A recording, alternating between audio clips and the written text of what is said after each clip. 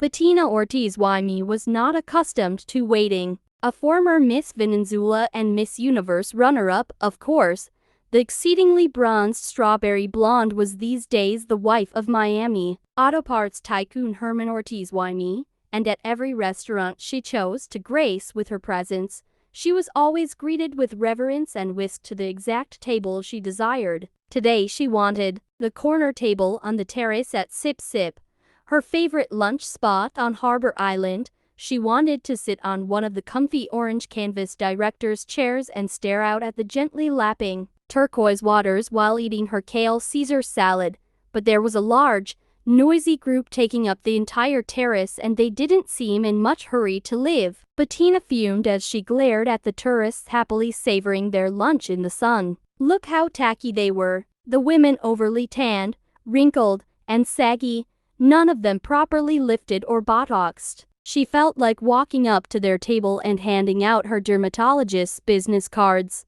And the men were even worse, all dressed in old rumpled shirts and shorts, wearing those cheap straw hats sold at the trinket shop on Dunmore Street. Why did such people have to come here? The 3.5-mile-long paradise with its pristine pink sand beaches was one of the best-kept secrets in the Caribbean, a haven for the very rich filled with quaint little wood houses painted in shades of sherbet, charming boutiques, chic oceanfront mansions turned into inns, and five-star restaurants to rival street baths. Tourists should have to take a style exam before being allowed to set foot on the island. Feeling that she had been patient long enough, Bettina stormed into the kitchen, the fringe on her crocheted Poochie kaftan top shaking furiously as she made a beeline for the woman with a shock of pixie-cut blonde hair manning the main stove. "Julie, honey, what's the dealio? I've waited more than 15 minutes for my tableau." Bettina sighed to the owner of the restaurant. "Sorry,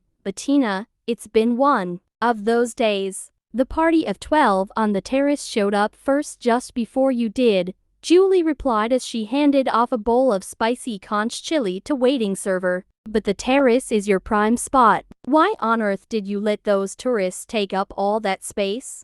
"Well, that tourist in the red fishing cap is the Duke of Glencore. His party just boated over from Windermere. That's his Royal Hisman you see moored off the coast. Isn't it the most handsome sailboat you've ever seen?" "I'm not impressed by big boats," Bettina huffed, although secretly she was rather impressed by people with big title. From the kitchen window she surveyed the party assembled on the terrace with new eyes. These aristo-British types were such a strange breed. Sure, they had their Savile Row suits and their heirloom tiaras, but when they traveled, they looked so painfully frumpy.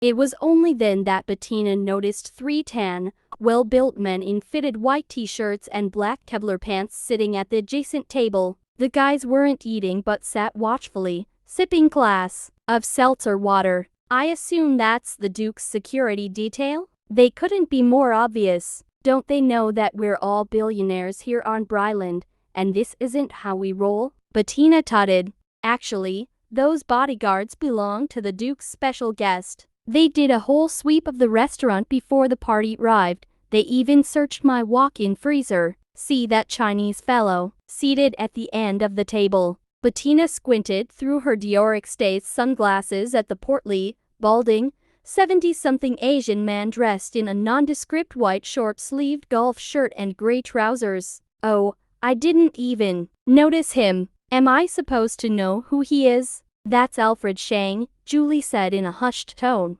Bettina giggled. "He looks like their chauffeur. Doesn't he look like that guy that used to drive Jane Wyman around in Falcon Crest?" Julie, who was trying to focus on scaring a cut of tuna to perfection, shook her head a tight-lipped smile. "From what I hear, that chauffeur is the most powerful man in Asia. What's his name again?"